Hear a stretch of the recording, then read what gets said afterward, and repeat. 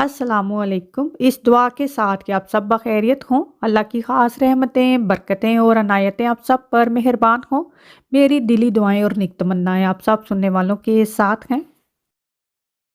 मुझे याद है मैंने किसी व्लॉग में कहा था कि हम सर्दियों में कढ़ी नहीं पकाते, तो किसी सिस्टर ने कहा कि हम तो सर्दियों में ही कढ़ी पकाते हैं। तो वो बात कहीं ज़हन में रह गई। तो अभी मैंने सर्दियों में कढ़ी पकाई है। वैसे भी कुछ अरसा पहले भी मैंने पकाई थी, तब भी सर्दियाँ थी। लेकिन ये जब मैंने पकाई है तब बहुत ही ज़्यादा ठंड थी।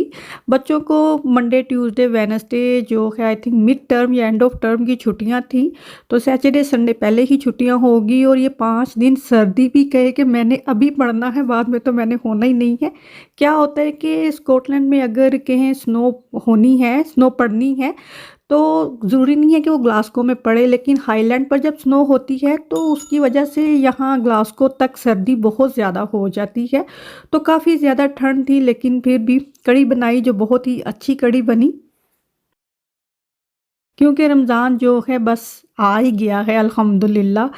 और रमज़ान में तो कढ़ी जो है वो खाई नहीं जाती या बनाते नहीं हैं, तो रोज़ों के फ़ौरन बाद जो है सबसे ज़रूरी चीज़ ये होती है कि कढ़ी बनाई जाए।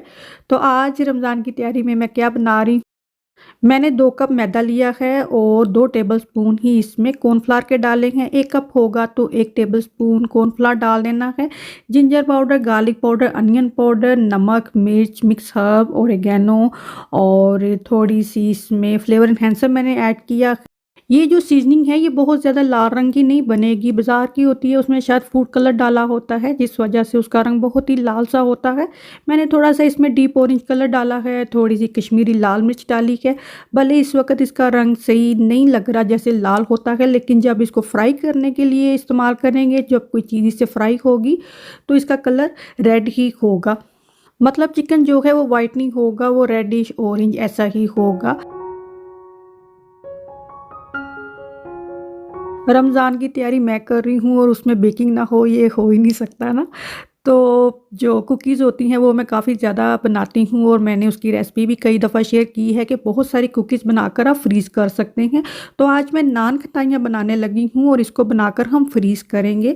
तो मैंने घी लिया है, पाउडर शुगर ली है, इसमें आमंड फ्लावर डाला है, सूजी डाली है और साथ में बेसन डाला है। और इसको अब तमाम आटे जो हैं इनको घी और चीनी के मिक्सचर के साथ अच्छे से हमने मिक्स कर लेना है। जैसे शॉर्ट क्रस्ट होती है वैसे बन जाएगी। अभी ये जुड़ेगा नहीं, क्योंकि इसमें जो घी है वो बहुत ज़्यादा नहीं है, वो सिर्फ इसको इकट्ठा सा कर देगा। तो ये स्टेप ज़रूरी है, फिर ही हम इसमें थोड़ा-सा दूध डाल के इसकी एक डो जैसी कंसिस्टेंसी बनाएँगे। और दूध मैंने हाफ़ कप लिया था, तकरीबन सारा ही दूध जो है वो इसमें डल गया था। और इसमें बेकिंग पाउडर भी डालना है, जो मैंने काफ़ी बाद में जाकर डाला। तो बेहतर है जब आटे डालने हैं साथ ही बेकिंग पाउडर और हरी इलायचियों का पाउडर इसमें डाल देना है। मैंने बेसन, सूजी और आमंड फ्लावर का इस्तेमाल किया है। आप खाली बेसन और सूजी के भी बना सकते हैं। खाली सूजी, बेसन और मैदे के भी बना सकते हैं। आमंड फ्लावर के बगैर भी बन जाएगा। और इस तरह से इसकी स्मूथ सी डो जैसी कंसिस्टेंसी तैयार हो गई है।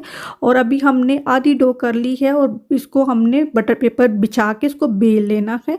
एक जैसी रख के इसको बेलनी है, बहुत थिक भी ना हो और बहुत ज़्यादा थिन भी नहीं होनी चाहिए। और इसके ऊपर थोड़े से आमंड, पिकान्स और वॉलनट जो हैं वो मैंने रफली ही चॉप कर लिए हैं। पिस्ते भी होने चाहिए थे लेकिन वो नहीं थे, तो इसके ऊपर ये बिखेर देने हैं। फिर इसके ऊपर बटर पेपर बिछाएंगे और रोलिंग पिन से इसको हम बेलेंगे, तो ये जितने भी ड्राई नट्स इसके ऊपर डाले हैं वो सारे इसके साथ चिपक जाएंगे। तो ऐसे लगेगा जैसे बेसन की बर्फ़ी होती है। तो कुकी कटर से जिस साइज़ की भी आप कुकीज़ काटना चाहते हैं इसको हमने शेप में कट कर लेना है। और सारी कुकीज़ को एक ही दफ़ा कट करेंगे, बाद में इनको उठा कर हमने किसी ट्रे में बिछा देना है, क्योंकि इनको मैंने पहले फ्रिज में रखना है। हमेशा जो भी चीज़ आपने फ्रीज़ करनी है कोशिश करें उसको पहले फ्रिज में रख दें। उससे क्या होता है कि जैसे इसमें घी है या बटर होगा, या घी या बटर ही मैं डालती हूँ किसी भी चीज़ में ज़्यादातर, तो वो सेट हो जाता है। स्ट्रेट अवे अगर आप इसको फ्रीज़ करेंगे एक दूसरे के साथ अगर ये चिपक जाएंगी तो फिर वो टूट सकती हैं।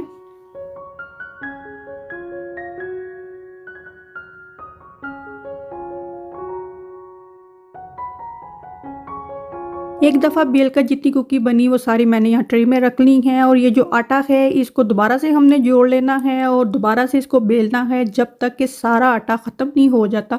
एक तरह से आटा ही है ना ये, तो जब तक ये ख़त्म नहीं हो जाता ये स्टेप हम करते रहेंगे।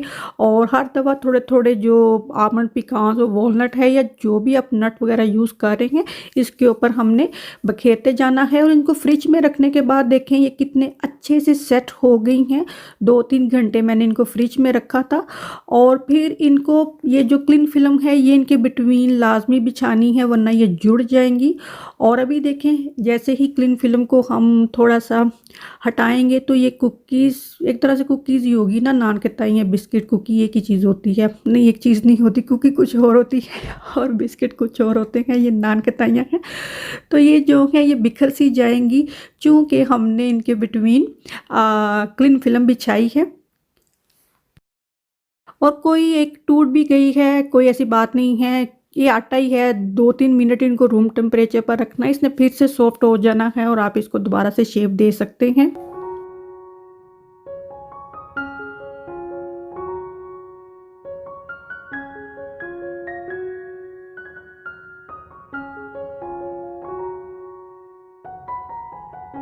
और 2-4 मैंने बनाकर भी देखी, 180 डिग्री पर मैंने इनको बेक किया है और ये बहुत ही ज़्यादा मज़े की बनी।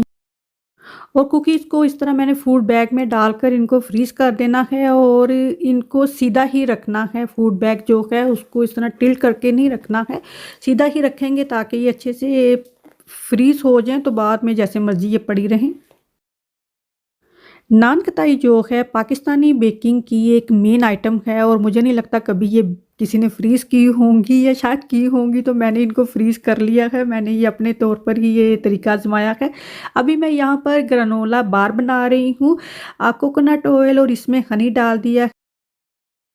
हम रो शुगर खाते हैं तो मैंने वही डाल दी है। आप थोड़ी ब्राउन शुगर डालेंगे, अगर आप रो शुगर नहीं खाते तो फ्लैक्स सीड हैं, सिनेमन पाउडर है, सॉल्ट है और बेसिकली हमने जो कोकोनट ऑयल है उसको मेल्ट ही करना है। यहाँ मेरे पास 2.5 कप जो है ओट है और साथ में ये राइस क्रिस्पी हैं, आमंड्स, पिकान्स और वॉलनट हैं, रफली चॉप किए हुए हैं। इंग्रेडिएंट्स की क्वांटिटी मैं डिस्क्रिप्शन बॉक्स में लिख दूँगी। ड्राई फ्रूट और नट्स जो हैं ये आपकी मर्ज़ी है, आप खाना ज़्यादा पसंद करते हैं तो काफ़ी ज़्यादा आप इनको डाल सकते हैं, तो ऐसा नहीं है कि इतने इतने ही आपने डालने हैं। बाद में ये जो हमने मिक्सचर तैयार किया था वो इसमें डाल देना है, जो कोकोनट ऑयल डालकर मैंने गरम किया था, हनी और शुगर। तो इन तमाम चीज़ों को अच्छे से मिक्स कर देना है। वो मिरर में नज़र आ रहा है एक छोटी सी कटोरी पड़ी हुई है जिसमें कि क्रिस्टलाइज जिंजर है और साथ में पम्पकिन सीड है। इन तमाम को अच्छे से मिक्स कर देना है और अवन जो है उसको 150 डिग्री पर प्री हीट होने के लिए इस स्टेज पर मैंने ऑन कर दिया था ताकि बहुत ज़्यादा देर वो ऑन हो के ऐसे वेस्ट ना होता रहे। उसको अच्छे से हमने सेट करना है क्योंकि हमने इसकी बार बनानी है। यही रेसिपी होगी अगर आपने ग्रानोला बनाना है तो उसको भी आप इसी तरह सेट करके बेक कर लें। 40 मिनट इसको बेक करना है।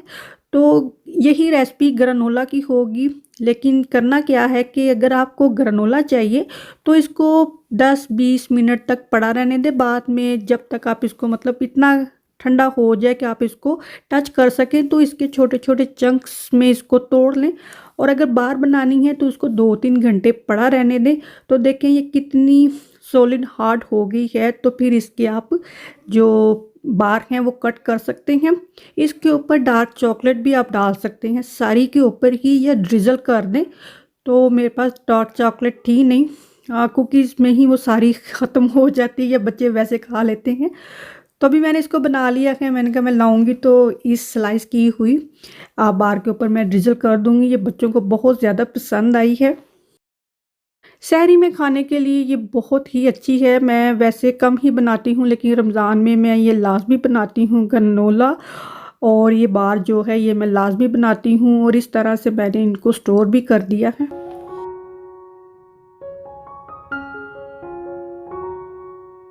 यहाँ पर मैं पीटा पॉकेट बनाने लगी हूँ। मैंने छोटे-छोटे से ही पेड़े लिए हैं और छोटे-छोटे साइज़ के ही मैंने पीटा पॉकेट बनानी है।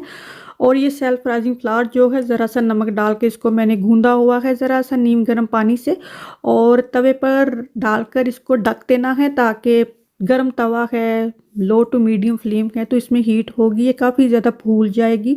अगर ये वैसे भी ना फूले तो हीट जो इसके अंदर स्टीम होगी उससे ये अंदर तक अच्छे से कुक हो जाएगी। थोड़ा-सा ऐसे सेक लें या इसको आग पर सेक लें। मैं लाई थी चिकन सीपी चिकन कहाँ से? कॉस्को से। तो मैंने कहा वैसे बच्चों ने खाना है तो चलो मैं इसकी पीटा पॉकेट इस तरह से बना लेती हूँ तो पता चल जाएगा अगर ये चिकन अच्छा है। ये वाला सीपी चिकन कॉस्को से मिल जाता है, इस मेक के हलाल चिकन है। तो बस ठीक है ये चिकन। मैंने तो इसको फ़ेल कर दिया है, मेरे बच्चों को भी इतना पसंद नहीं आया। ये चिकन जो है ये कितना काफ़ी बड़े-बड़े चंक्स हैं लेकिन चिकन इसके अंदर काफ़ी थोड़ा-सा है, तो इसके ऊपर जो इसकी कोटिंग की हुई है वो इतनी थिक लेयर है ना, वो काफ़ी हार्ड सी है। जो हम घर पर चिकन बनाते हैं, उसकी हम सीज़निंग करते हैं तो बस वो एक लेयर सी होती है ना, लेकिन इसकी जो लेयर है वो काफ़ी थिक सी है, जैसे दीवार सी होती है। एक दफ़ा खाने के लिए सही है क्योंकि मैं लाई थी तो मुझे ये था कि मैंने इसके पीटा पॉकेट ही बनाने हैं। तो बच्चों को भी ये बस ऐसे ही पसंद आए तो ये आप देख भी सकते हैं। मुझे ये था कि अगर अच्छे होंगे तो मैं ले आऊँगी, रमज़ान में खाए जाएँगे, मुझे नहीं बनाने पड़ेंगे तो मुझे लगता है मुझे ही बनाने पड़ेंगे। आज का व्लॉग बस यहीं तक है। अच्छा लगा है तो थम्स अप बटन ज़रूर प्रेस करें। अगर पहली दफ़ा मेरे चैनल पर विज़िट किया है तो आप इसको सब्सक्राइब कर सकते हैं। अपना और अपनों का ख़्याल रखें। अल्लाह हाफ़िज़।